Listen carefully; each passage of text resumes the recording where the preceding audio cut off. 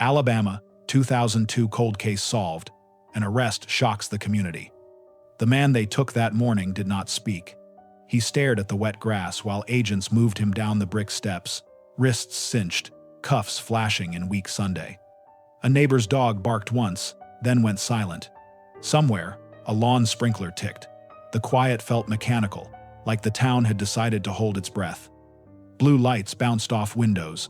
A camera shutter rattled. A child's bicycle lay on its side at the edge of the driveway, one wheel spinning. The suspect lifted his chin for the briefest second. He looked past the hedges toward the dead end, where the cul-de-sac meets the line of pines, as if counting how many houses were watching. Then, he dropped his eyes again and let them guide him into the waiting SUV. For 23 years, Birmingham had learned to live around a name it could not say. The man in the file was just bone and number. John Doe 2002.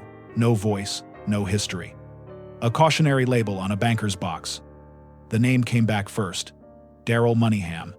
The path to it was a strand of DNA lifted from a femur and teased into a profile by lab hands that did not quit when older methods failed.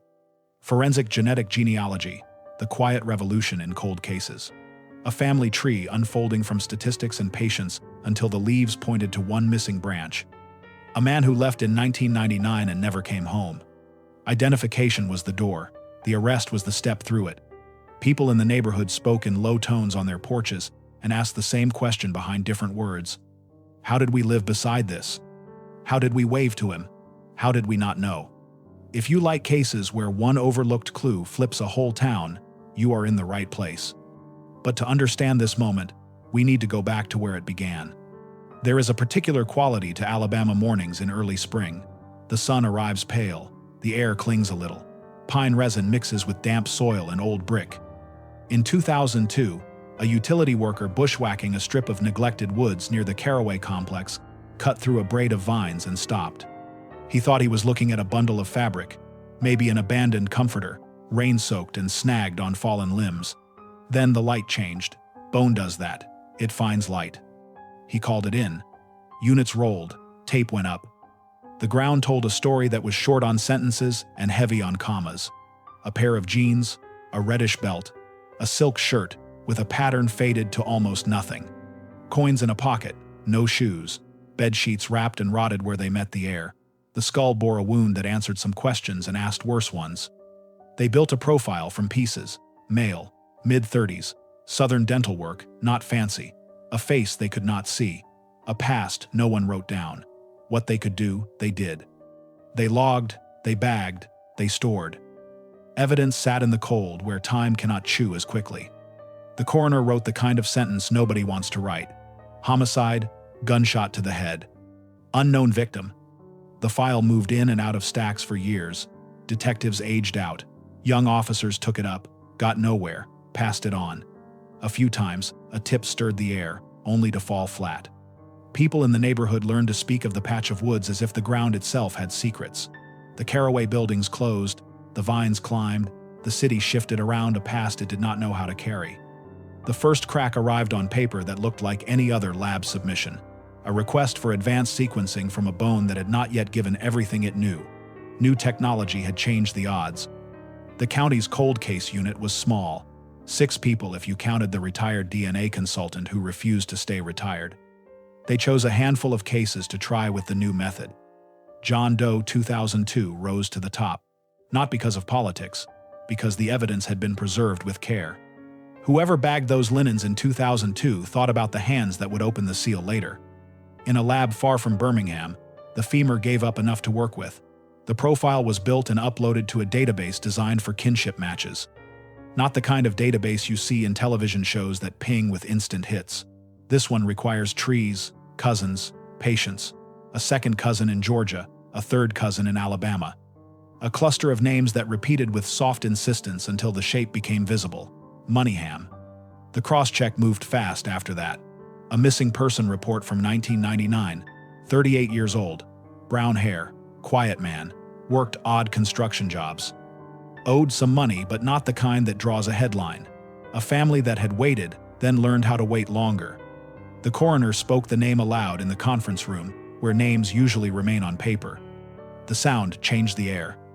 The case reopened with new urgency. The evidence technician who cut the tape on the old boxes did it with the care you use on memorials. Out came the jeans, the belt, the coins, the silk shirt, the linens. Each piece went through new hands, new lights, new hope. Under ultraviolet, the inside hem of a sheet glowed, where human skin leaves what it cannot help but leave. A swab lifted enough material for a secondary profile. Male, not the victim. They ran it through CODIS. It came back silent. Silence can be a kind of direction. If it is not in CODIS, it may belong to a man who has lived carefully. Genealogy again, this time built around the unknown contributor. The tree branched into Jefferson County. A line curved toward a surname the detectives already knew from municipal work orders and old payroll lists near the Caraway area. Low. You could feel the room tighten when the name came up. Not because he was notorious, because he was ordinary. Because ordinary people are who you expect to see when you open your front door. They followed with a coffee cup, collected legally, handled with forceps, bagged with a sense that the bag might be history. The lab called with a number that leaves no room for argument. The probability of a random match in the quadrillions. Not zero, not close to zero. The kind of number that becomes a full stop. The warrant went out. The street where he lived woke to the low hum of unmarked engines. This is how these moments look when you are not inside the room. A neighbor stepping into a robe. A mailbox flag up for the carrier, who will not arrive for hours. An agent resting a hand on a gate so it does not squeak. A man who has had years to prepare for a knock and still looks surprised when it comes. Inside the sheriff's office later, the whiteboard filled with dates. 1999 when Daryl stopped calling. March 2002 when the bones were found. 2023 when the unit sent the bone to Texas. 2025 when the lab wrote back with the name. The board held arrows that connected people who once would have passed each other without a hello. The press conference made it official. The sheriff kept his voice even. The coroner stood behind him and looked like a man who had carried someone else's story for too long. The slide on the screen showed a green patch of trees behind chain link. Reporters asked about motive. The sheriff said the case was still active. He used words like ongoing, careful, measured. He did not use words like why, not yet. At the back, a woman pressed a tissue into her palm and did not cry. She had run out of tears years ago and replaced them with something that does not evaporate. She listened to the name. She mouthed it once, as if checking the shape. Later, when someone asked what it felt like to hear it, she said it felt like a door you did not know you were leaning on had swung open. The town did what towns do. It made space for the story in the places where stories live. A diner where two men argued across coffee about whether they had seen him at the hardware store. A church hall where people spoke in the tones reserved for death and weather.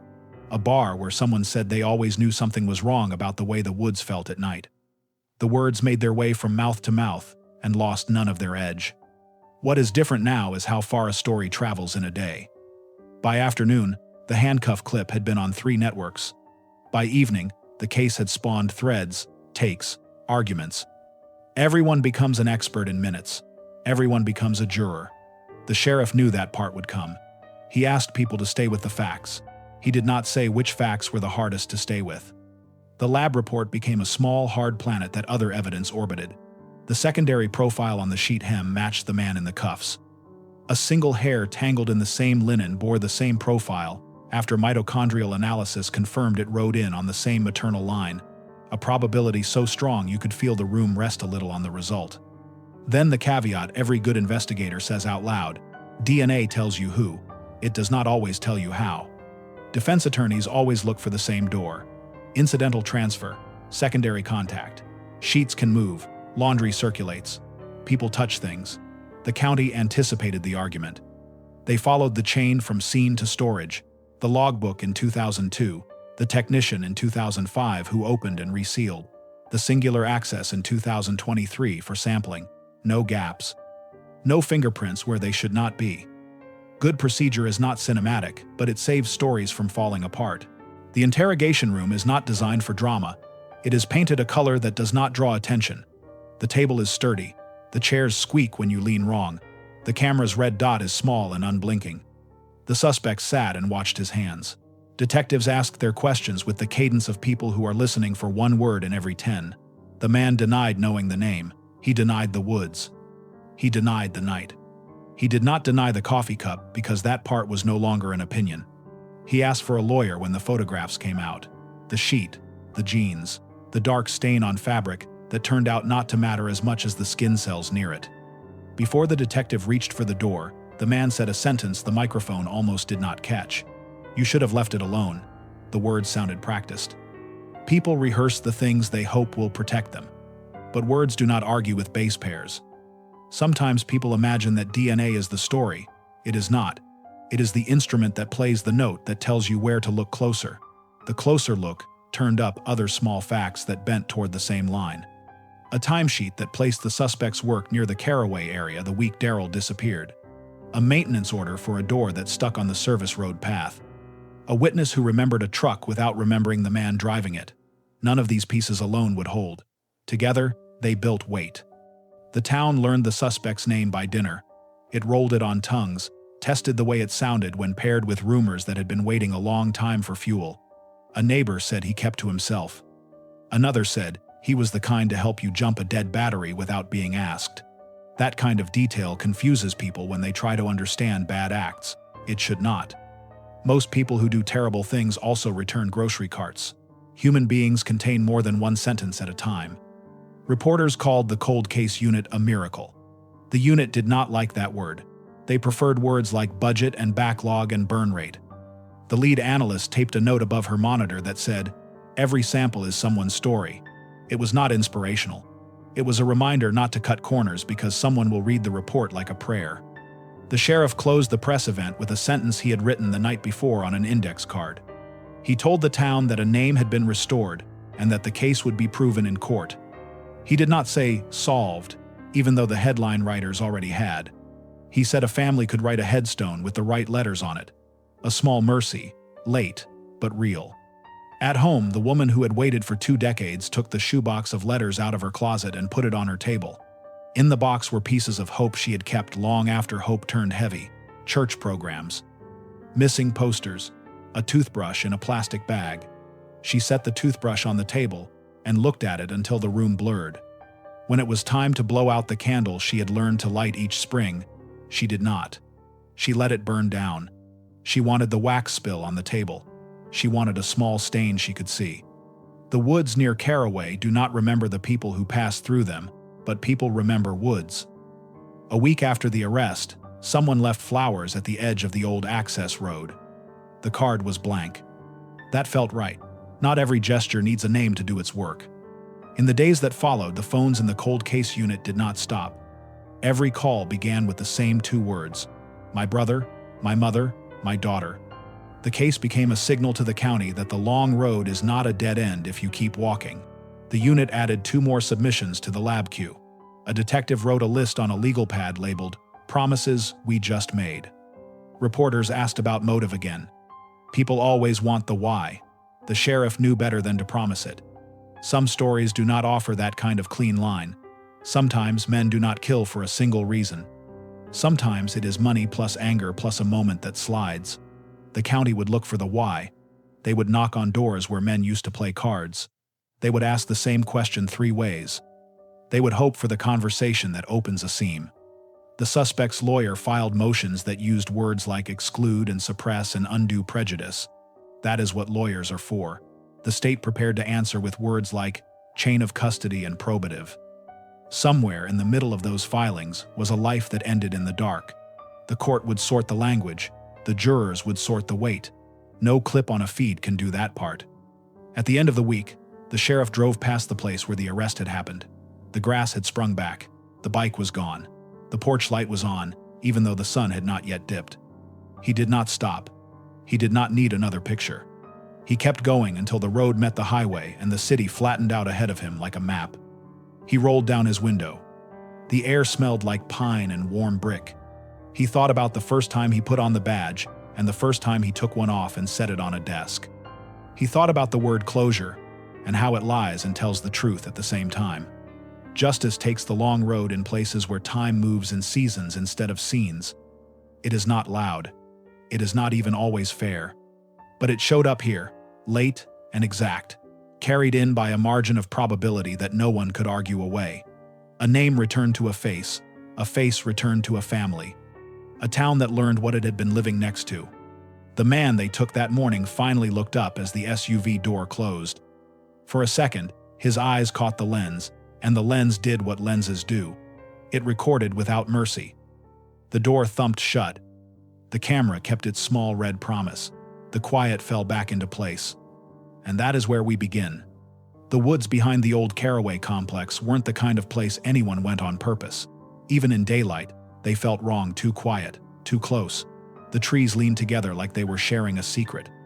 In March of 2002, the city crews that mowed the property stopped just shy of that tree line. The rest they left to weeds, vines, and rumor. That morning started gray, damp enough that the air had weight. A utilities contractor named Mike Harlan was walking the perimeter, checking survey markers for a planned drainage project. He was thinking about coffee, about whether the drizzle would turn to rain before lunch, when something in the brush caught his eye, a pale shape against the soil, half covered by vines. At first, he thought it was a sheet, or maybe insulation dumped from one of the nearby renovation sites. Then, the light shifted, and the white wasn't fabric at all. He crouched closer, squinting. Beneath the layers of dirt and dead leaves, a fragment of bone gleamed through smooth, round, unmistakable. He froze. There's a silence that happens in those moments, not the quiet of morning, but a hollow kind, like the world taking a breath before it decides what to do with you. He stepped back slowly, hand shaking as he pulled his phone from his pocket. The call he made to 911 lasted less than 30 seconds. He didn't need words. His voice, that stuttering, disbelief-thick voice, said everything. When officers arrived, the drizzle had thickened into steady rain. They parked along the cracked access road that ran behind the derelict hospital and taped the area before stepping inside. The mud swallowed their boots. Every few steps, water rippled where it shouldn't have. The smell hit next, not the sharpness of decay anymore, but the earthy, sweet echo of it. A body gone past rot, past time. The remains lay shallow, wrapped in layers of bedding, as if someone had tried to tuck the dead into sleep and then thought better of finishing the job. A faded cotton sheet, frayed comforter edges. Beneath, bone and remnants of clothing. Denim, reddish leather, silk with a pattern long erased. A few coins, quarters, dimes scattered like offerings. No shoes. The medical examiner knelt beside the site. Rainwater beaded on the brim of his hat and dripped onto his notepad. He didn't say much, just the kind of small, factual statements that keep people steady. Adult male, partial skeleton, likely there since at least 2001. Gunshot to the head, entry left temporal. They lifted what was left carefully, piece by piece, sealing each in its own paper bag. Even bones, after a while, start to feel fragile in human hands. That afternoon, the coroner's van pulled away from the site. The tires spun mud into the air. The workers rolled the tape back onto its spool. The road returned to its quiet, pretending none of it had happened. Inside the county morgue, under the hum of fluorescent lights, technicians began the slow ritual of restoration. They washed, cataloged, photographed, teeth, ribs, fragments. They reconstructed what they could of his face with software that guessed more than it knew. The skull said he was between 35 and 40. The dental work said Southern. The bones said nothing about the life that had once carried them. He became John Doe, 2002, case number 02-1167, another mystery in a file room full of them. For months, detectives chased what they could. They pulled missing persons reports from all over the state. They matched dental records from Huntsville to Mobile. Nothing fit. They spoke to hospitals, veterans' homes, jails, and morgues across the region. Every call led to a no. The press ran a single story that summer. Human remains found behind closed hospital. One column, buried on page 6 of the local section. No name, no follow-up. The city moved on. The investigation didn't. It just slowed like a heartbeat going faint. Detective Frank Milner took the case home in his briefcase every night that year. He couldn't stand the idea of someone sitting unclaimed in a box. He'd spend hours staring at the reconstruction sketch, wondering who would recognize those eyes, who would have known that jawline. He told his wife once that the thing about the unknown dead is they live with you differently. You can't picture the moment they died, so your mind fills in everything else, their laughter, their voice, the things they might have carried in their pockets.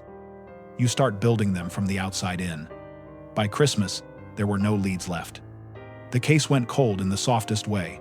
No announcement, no closure, just a stack of paper moved to the back of a file cabinet and a note in the database, pending future technology. The future took its time. 21 years, that's how long the bones waited. Through new mayors, new sheriffs, new kinds of weather.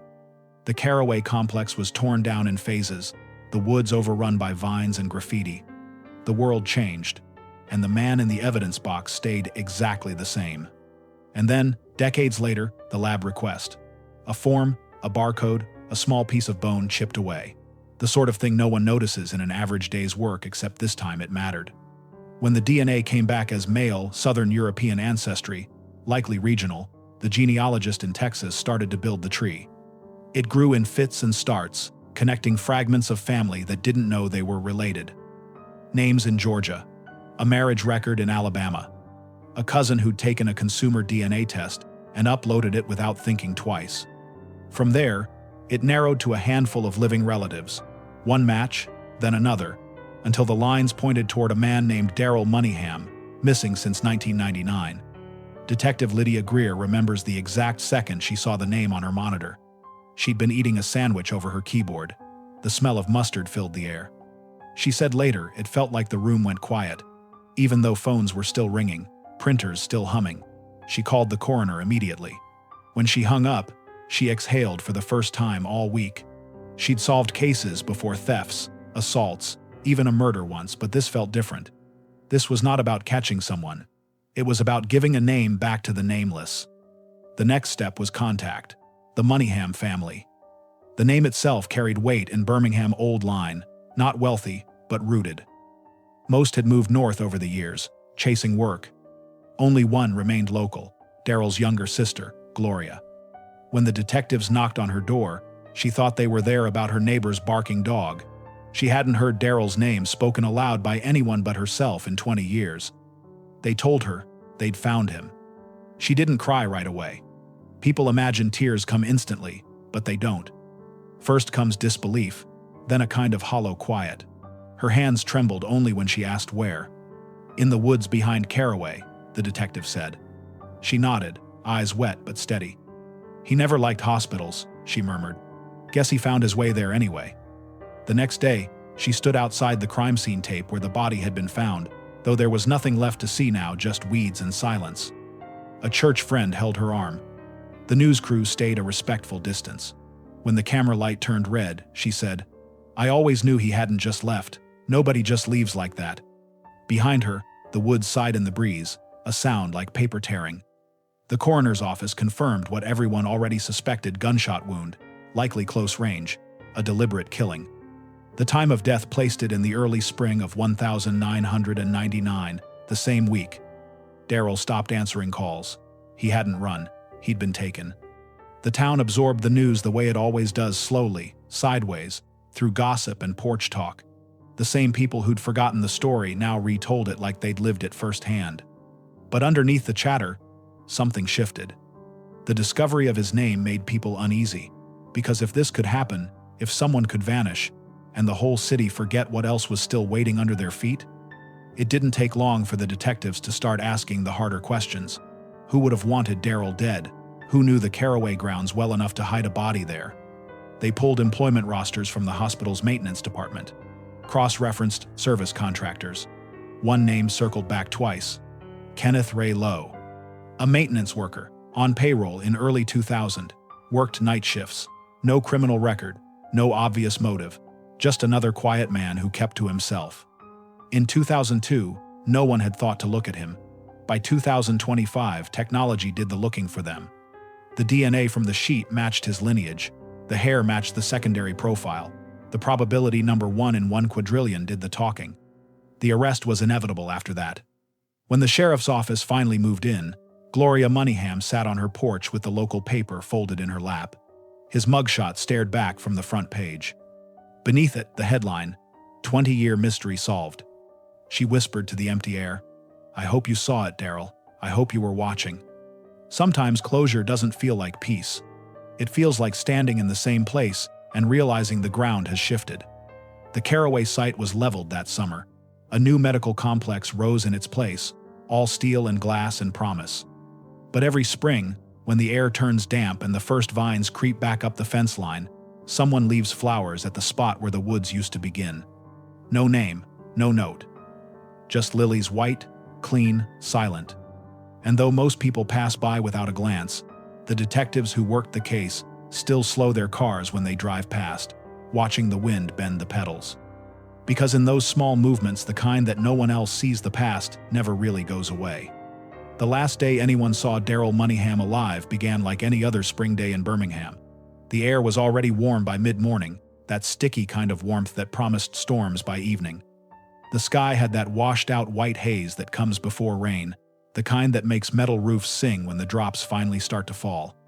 Daryl's neighbors on 47th Street remembered the sound of his truck engine that morning, a faint rattle in the exhaust, a low hum that told anyone listening he hadn't replaced that muffler like he kept saying he would.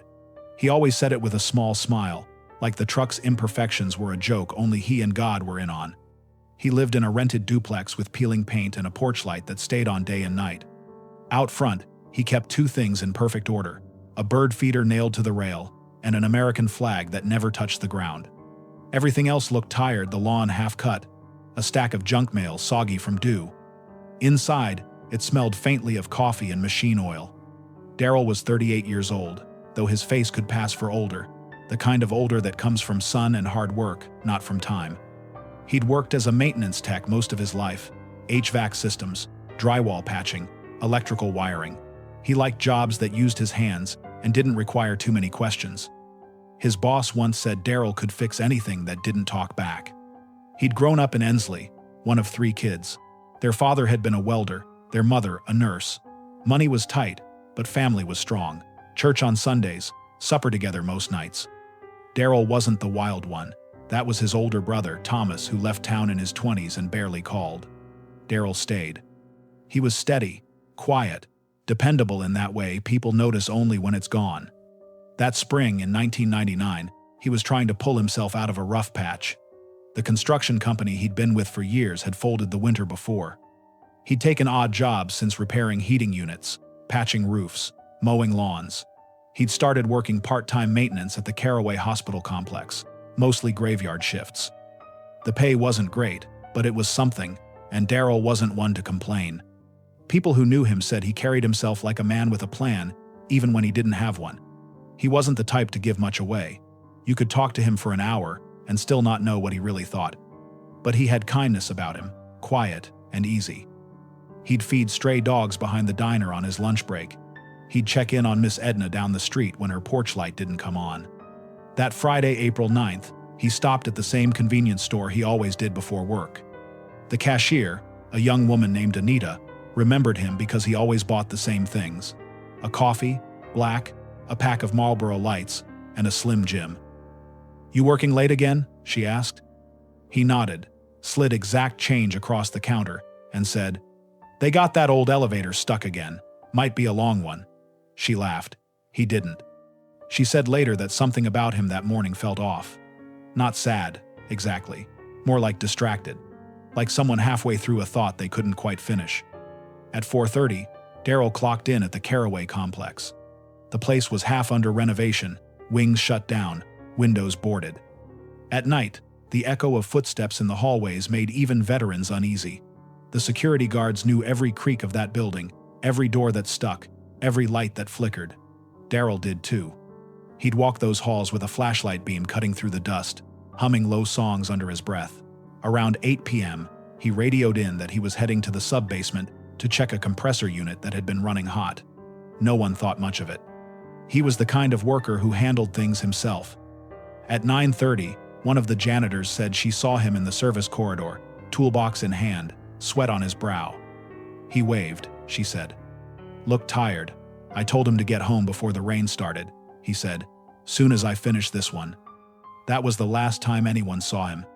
By midnight, the storm had rolled in hard. Lightning lit the sky in sheets.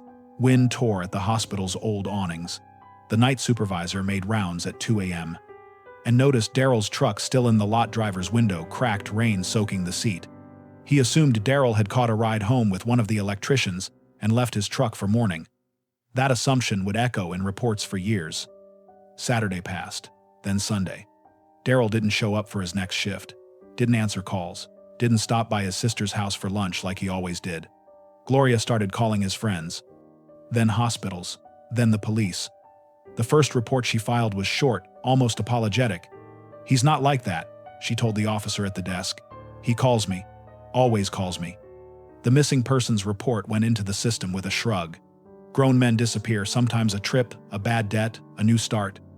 But by the end of that week, when his bank account hadn't moved and his truck was still sitting in the hospital lot, the shrug turned into something colder. Detectives canvassed the hospital grounds. The maintenance supervisor said Daryl's shift logs showed nothing unusual. His locker still held a clean uniform, a screwdriver set, and a lunch bag with a sandwich inside, mold creeping over the bread. His time card was punched out at 9:47 p.m., Friday. No sign of a struggle, no note, no good explanation. The investigation traced his last calls, a few routine ones to his sister, a voicemail to a coworker about picking up extra hours, and one outgoing call from a hospital landline at 8:52 p.m. to a number that belonged to a payphone outside a bar on the north side of town. No one ever came forward about that call. It hung in the record like a ghost. That bar, the Red Pine, was the kind of place that didn't leave receipts. No security cameras in '99, no regulars who remembered anything useful. When detectives showed his photo, the bartender said maybe he'd seen him once or twice, but he wasn't sure. "Everybody looked the same after midnight," he said, "especially in the dark." What investigators didn't know then was that the payphone stood less than 50 yards from the trailer where Kenneth Lowe lived at the time, the man who would, decades later, become the name in the headline. But in 1999, that connection meant nothing, just another thread that led nowhere. By early May, the case was a slow trickle of interviews and dead ends. A coworker mentioned Daryl had been talking to someone new, a woman named Tina or Tammy, maybe from another department. No one knew her last name. They never found her. If she existed, she vanished with him. The rain that spring was relentless. Every few days, another storm rolled through, turning the red clay into slick, unforgiving mud.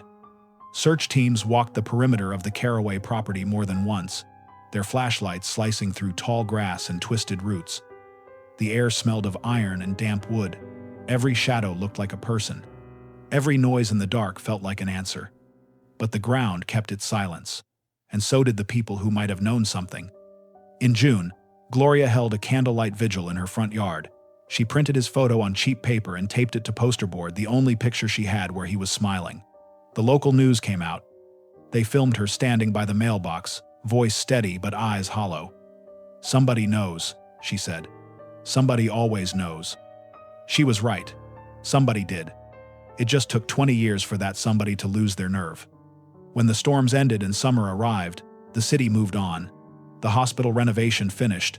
The maintenance staff changed over. The old crew drifted away to other jobs.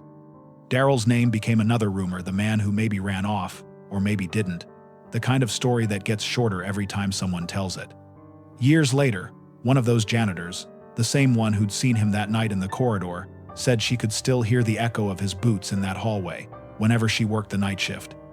"You don't forget sounds like that," she said. "The floor still creaks where he walked." The woods behind Caraway grew thicker each year, swallowing the service road that used to lead down to the drainage ditch. Kudzu covered everything. The air there never smelled clean. Kids would dare each other to go past the fence, but they rarely stayed long. Some places push you back even when you don't know why. And then, one morning, in March of 2002, the Vines gave up their secret. When the coroner finished cataloging the evidence, he called Gloria himself. He said they couldn't say for certain yet, but there was reason to hope they might finally have answers. She hung up, walked to her brother's old duplex, and sat on the porch steps. The flag was gone. The bird feeder had rusted through. She stayed there until the streetlights came on, listening to the sound of cars passing by, none of them slowing down. Years later, when they told her it was him for sure, when the DNA confirmed what her heart had already known, she said she felt both relief and rage. Relief that the search was over. Rage that it had taken so long for anyone to listen. She said, "The last time I saw him, he hugged me and said he'd call me Sunday. I waited by the phone all day. The line stayed quiet, and I guess that was him calling after all." just 20 years late. Sometimes the last normal day looks ordinary. It smells like coffee and oil, sounds like an engine that needs fixing. It feels like the kind of day you've lived 100 times before. You don't realize until much later that you were watching someone walk straight out of the world. And the worst part is no one ever knows it's the last one until the next one doesn't come. The Monday after Daryl disappeared, the air in Birmingham felt strange, heavy, still.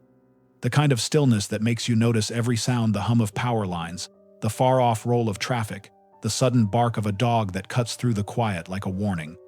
It started small, one missed shift, one unanswered call. The first to notice was his supervisor at Caraway. When Daryl didn't show up Saturday, it was an inconvenience. When he missed Sunday too, it became a problem. By Monday morning, it was something else entirely, that uneasy space between worry and denial. The maintenance crew checked the break room. His lunchbox was gone, but his locker was untouched. Inside, his spare uniform still hung neatly, pressed and folded. A photo of his sister was pinned to the inside of the door, slightly faded from humidity. Beneath it, a Bible with a cracked spine and a folded pay stub, marking a page in Psalms. They searched the parking lot next. His truck sat where it always did, under the third light post near the service entrance. The keys were still in the ignition. The window was cracked, the seat soaked from the weekend storms. The toolbox sat in the bed, tools clean and organized. That was when they called it in. The officer who took the report, Sergeant Bill Radner, had been on the force for 22 years. He'd seen his share of missing adults who didn't want to be found: gamblers, drifters, and men running from something. He figured Daryl had maybe gone off for a few days, but protocol was protocol. He drove out to 47th Street to speak with Daryl's sister. Gloria met him at the door, eyes red, her voice raw from calling everyone she knew. The house smelled like burnt coffee and worry. On the table were phone books, notes, and a stack of missing person flyers she'd started printing herself. She said she hadn't slept since Friday. "I know my brother," she told him. "He doesn't leave without saying goodbye." Radner nodded. "We'll find him, ma'am." It was the kind of sentence he'd said hundreds of times, a sentence that sounded like hope if you didn't listen too closely. By afternoon, the police had searched his duplex. Nothing disturbed. The bed was made, dishes in the sink. The calendar on the wall still showed April, with work shifts circled in pen. The only thing missing was his favorite jacket, a brown canvas, one with frayed cuffs. They retraced his last hours, talked to the cashier at the gas station, the janitor who'd seen him at 9:30, the night guard who'd noticed the truck. They walked the service corridors, the boiler rooms, the sub-basements, where the air hung thick with dust and old heat. Every sound echoed too long. By dusk, the sky turned bruised. Streetlights buzzed to life one by one. Officers fanned out across the hospital property, flashlights cutting pale tunnels through the dark. They searched drainage ditches, utility shafts, empty offices that smelled like mildew and loss. It wasn't the kind of search you see in movies, no shouting, no running. Just the slow, methodical sound of boots on concrete and radios whispering into static. When they reached the edge of the property where the asphalt gave way to dirt, Radner stopped. The woods behind Caraway were a different world: thick vines, uneven ground, the faint trickle of runoff from the hospital's old drainage system. The beam of his flashlight caught the gleam of glass, a broken bottle, half buried. He noted it, but moved on. The night had grown colder. At 11 p.m., the search paused. Officers returned to their cars, mud clinging to their boots. Rain started again, slow at first, then heavier. The kind of rain that wipes away everything it touches. By Tuesday morning, the missing person notice ran on the local radio. Birmingham police are asking for help locating 38-year-old Daryl Moneyham, last seen Friday night near the Caraway complex. He is 5'11", 180 pounds, brown hair, green eyes. He was wearing a work uniform and carrying a red toolbox. The calls started almost immediately. Sightings, guesses, strangers convinced they'd seen him in truck stops, grocery stores, gas stations miles away. None of them panned out. On Wednesday, the department called in a search team. Volunteers showed up, co-workers, neighbors, off-duty officers. They divided the area into grids and began walking lines through the brush. The dogs came next, noses down, tails twitching, handlers calling softly in the wet air. The woods gave them nothing. A reporter from Channel 6 showed up, camera crew in tow. The footage that night showed flashlights moving like fireflies through the trees, men in ponchos slogging through mud, and Gloria standing under an umbrella, holding her brother's photograph. Her voice on camera was steady, but her hands trembled. "Please," she said, "if you know anything, call the police. Just call." The city watched, nodded, changed the channel. By Friday, the search radius expanded to include nearby rail lines, drainage tunnels, even abandoned lots downtown. The detectives checked pawn shops for his tools, hospitals for unidentified patients. Every path ended the same, with silence. One of Daryl's co-workers mentioned a strange call he'd overheard on the maintenance radio the week before Daryl disappeared. A voice saying something about the old service tunnel and "don't tell anyone." When investigators checked the radio logs, there was nothing. No recorded channel, no timestamp. Just another phantom in the static. Rumors began to grow like weeds. Some said Daryl had been seeing someone married and the husband found out. Others whispered that he'd stumbled onto something inside the hospital, shady billing, missing supplies, maybe drugs. A few insisted it was nothing that dramatic, that he'd just walked away, tired of bills and shifts and being invisible. The truth was simpler, and much worse. Nobody knew. When hope starts to slip, it doesn't vanish all at once. It fades in pieces. First, the daily calls to the precinct.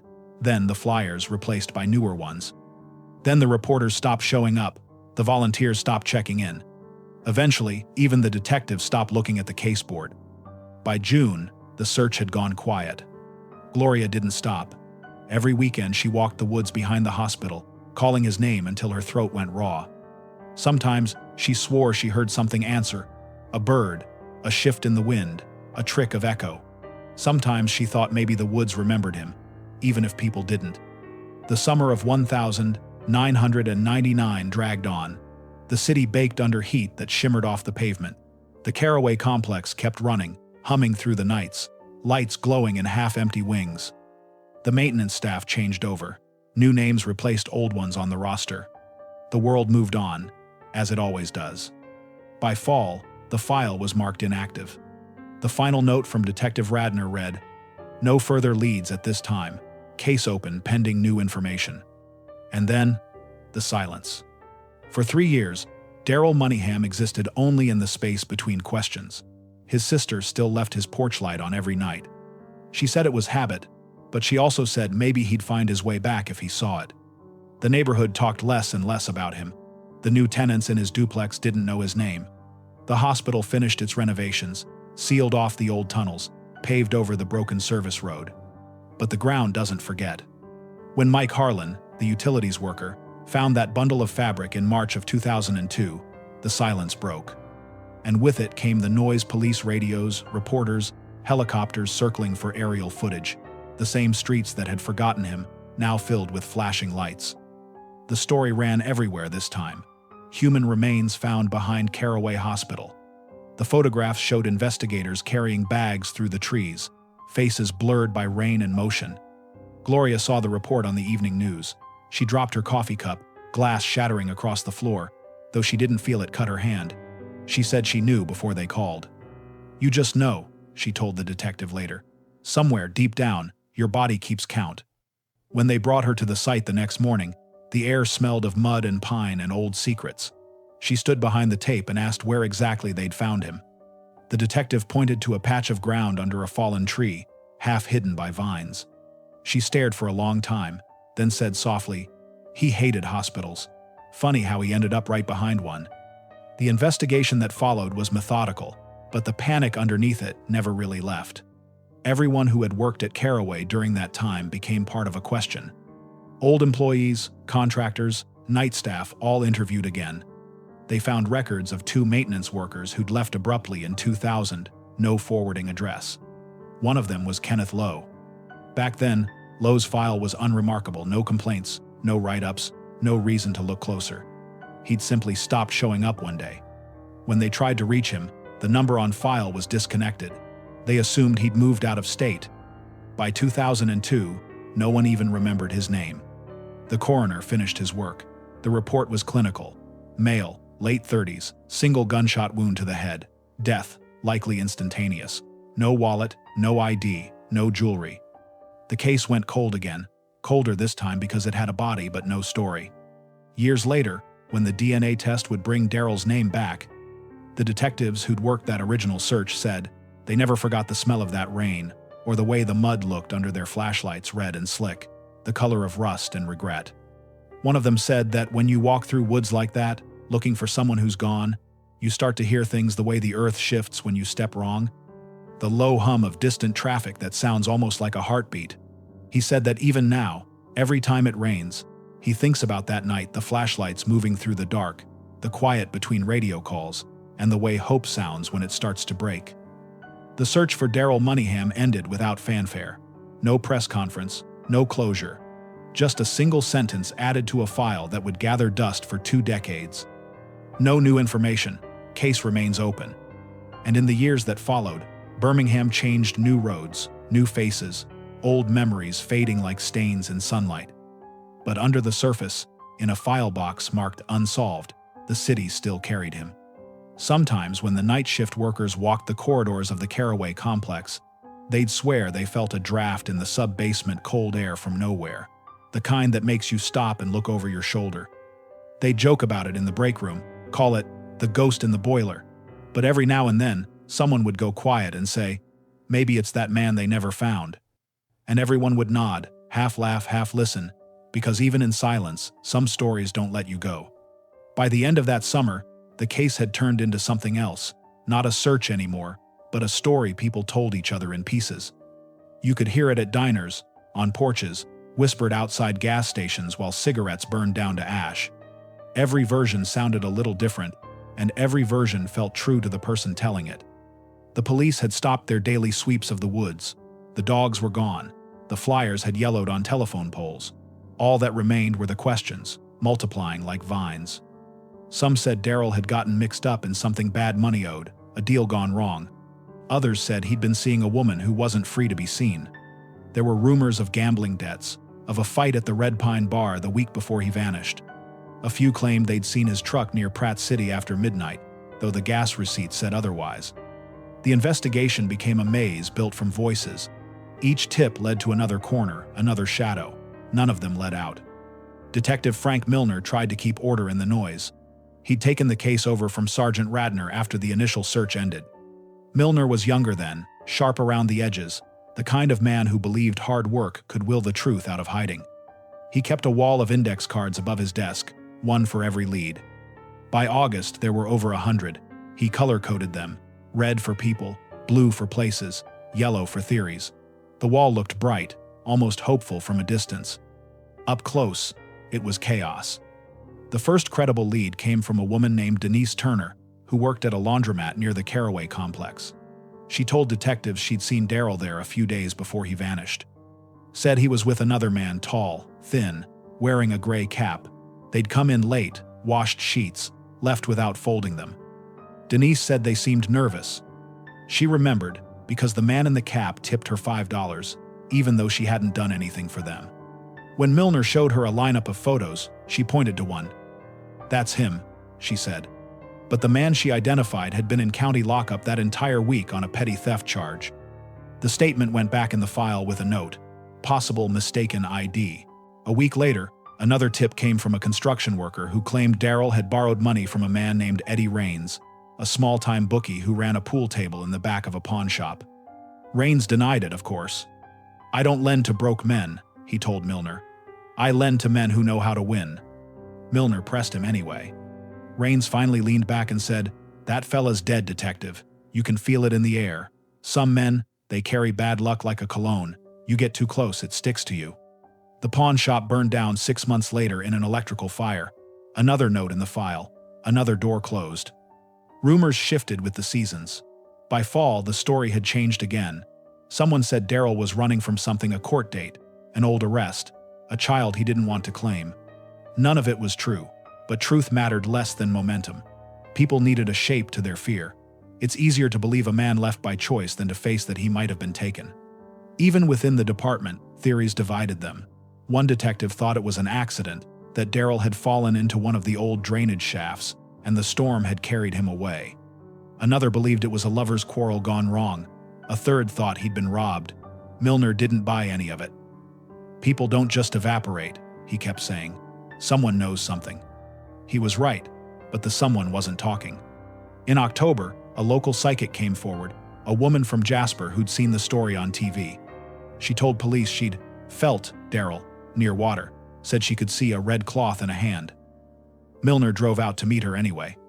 He let her walk the woods behind Caraway, watched her close her eyes and whisper to the air. When she pointed to a patch of dirt and said, "Here," he had officers dig. They found nothing but old beer cans and a rusted wrench. He didn't laugh. He just marked the map and kept going. Every few months, Gloria came to the station to check for updates. Milner always met her himself, even when there was nothing to say. He'd pour 2 cups of coffee, black, and they'd sit in the break room with the vending machine buzzing beside them. She'd ask if they'd found anything new. He'd say not yet.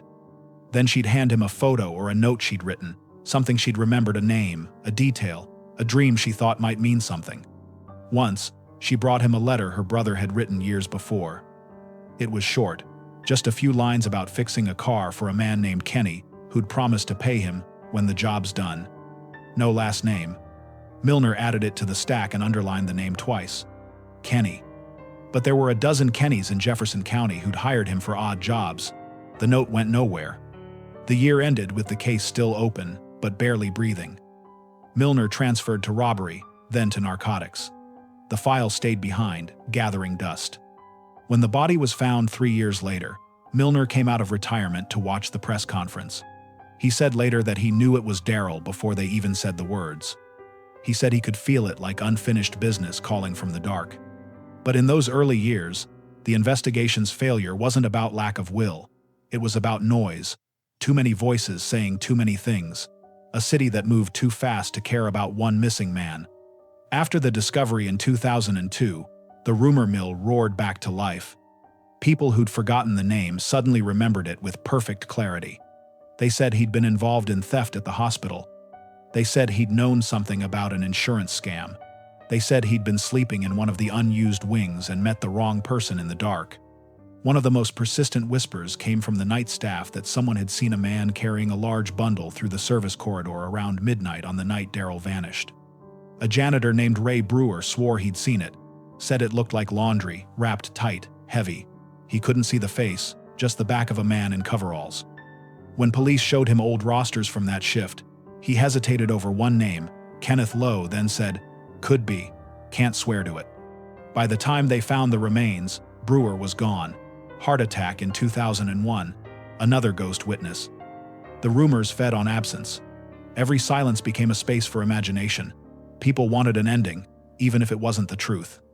Gloria stopped reading the papers after a while. She said the lies hurt more than the waiting. "They talk like they knew him," she told a reporter once. But they didn't. They didn't know how he laughed, how he prayed, how careful he was with his hands. They didn't know he still called our mama every Sunday, even when he was tired. She kept a journal through those years, pages filled with fragments. Dreamt of rain, thought I heard his voice. The dog barked at the fence again. Years later, those entries would be used by the documentary crew that filmed the cold case breakthrough. Her handwriting was small and neat, each word pressed into the page like she was trying to make it stay. By 2003, the case file was nearly forgotten. Stored in the basement of the Jefferson County Sheriff's Office, 3rd row from the back. Dust covered the folders so thick that the original case number was barely visible. If you opened it, the papers smelled faintly of rain and metal. The ink had begun to fade. Detective Greer found it again 20 years later, the same way people find old ghosts by accident. She said the first thing she noticed was the handwriting on the early reports. It looked tired, she said, like the pen was already giving up. When she flipped to the section marked Suspect Leads, she saw the note Milner had underlined twice. Kenny Car Repair, no follow-up. That was the line that would one day connect to Kenneth Lowe. But back then, it was just another name in a sea of maybe. Rumors can drown a truth faster than silence ever could. By the time the DNA test revealed the killer, the town had forgotten which parts of its own story were real. Some still said Daryl had been a drifter, others said a saint. A few insisted they'd always known who did it. But when the arrest came in 2025, they all acted surprised. It's easy to rewrite memory when time gives you distance. It's harder to admit how close the answer was all along. The truth had been there, scrawled on a note, whispered in a hallway, half seen by a janitor who couldn't quite remember a face. The story didn't need more clues. It just needed someone to listen without assuming they already knew how it ended. When the noise finally stopped, the silence told the truth. And it pointed straight to the man who'd been standing in plain sight. There's a kind of silence that follows a cold case. It doesn't come all at once, it seeps in slow, the way water fills cracks in concrete, widening them over time. First, the calls stop. Then the reporters, then even the detectives move on. What's left are just the people who can't. For the Moneyham family, that silence lasted 23 years. The file sat in a basement drawer at the Jefferson County Sheriff's Office, its edges soft and curling, labels yellowed, the ink fading from blue to gray. Somewhere above it, fluorescent lights buzzed. Air vents sighed. The hum of life went on. Gloria kept her brother's porch light burning for almost a decade. Then, one night, during a thunderstorm, lightning struck the transformer down the street, and the power went out. She took it as a sign. When the lights came back, she didn't replace the bulb. She still visited the lot behind the hospital every year on April 9th. Left a small bouquet, said a prayer, then stood for a while just listening. Sometimes to the trees, sometimes to nothing at all. The Caraway complex itself changed hands 3 times. Renovations started, then stopped. By 2010, the windows were boarded, the fences rusted. Teenagers broke in to film ghost hunting videos. Spray paint covered the walls. The elevator Daryl once fixed sat frozen between floors, the cables whispering when the wind hit just right. By then, almost everyone from that old maintenance crew was gone, retired, relocated, or dead, except one. Kenneth Lowe. In the years after Daryl disappeared, Lowe drifted between jobs. Janitorial work, warehouse shifts, electrical contracting under assumed names. His record was clean enough to pass most background checks. No convictions, just the kind of man who stayed invisible by never staying long. He'd been quiet back then, too, kept to himself. No one remembered him until they did. The first break came not from Birmingham, but from a lab in Atlanta. In 2024, the state launched a backlog initiative, cross-referencing unsolved case DNA with a new database. The system pinged on a partial match from an unrelated assault case in Georgia. The technician who caught it almost dismissed it. The profile was old, degraded. But something about the location, Alabama, late 90 seconds made her flag it. 2 weeks later, the call came to Birmingham. "We've got a hit on your 2002 remains. You might want to pull that file." Detective Sarah Greer was the one who opened the old box. She said it smelled like rain and cardboard. Inside were Milner's notes, the index cards, the faded Polaroids from the scene. And on page 4 of the suspect list, Kenneth Lowe, maintenance staff, last address unknown. Greer ran the name. It came back attached to a current address in Phoenix City, near the Georgia line. Age 61, no criminal record, owned a small trailer on the edge of town. She drove down with 2 other detectives on a gray morning in March. The road cut through miles of pine and rusted mailboxes. The kind of place where you could disappear twice, once from the world and once from yourself. When they knocked, it took a long time for anyone to answer. Then the door opened just enough to show a man in a flannel shirt, hair gone to silver, eyes sharp but hollow. "Mr. Lowe." He nodded. Detective Greer held up her badge. "We'd like to talk about a man named Daryl Moneyham." He didn't ask which Daryl. He didn't even pretend not to know. He just stared past her, out at the trees, and said quietly, "Took you long enough." Inside, the air smelled of dust and old coffee. The trailer was clean but sparse. No photographs, no clutter, just a table, 2 chairs, and a half-broken fan. On the wall hung a single-framed picture, a river, dark and still. Greer asked him if he remembered working at Caraway Hospital. He said, "Yeah, everybody remembers that place." She asked if he remembered Daryl. He said, "More than I should." For a long time, he said nothing else. Then he reached into a drawer and set an old brass key on the table. It was tarnished, the teeth worn smooth. "He had this," Lowe said. "Said it was for the compressor room. We were down there that night, fixing a valve. He was talking about quitting, said he was tired of working nights. We got into it. I don't even remember what about. He turned to leave and I don't know. I just saw red. He didn't say the words 'I killed him.' but he didn't have to. Greer asked what he did afterward. He looked at the key, not her. There was a noise like someone coming. I panicked. I dragged him outside toward the service road. There was that storm coming in. I thought I'd move him, figure it out later. But the ground was soft. I just kept digging. He said it like he was describing a memory that didn't fully belong to him.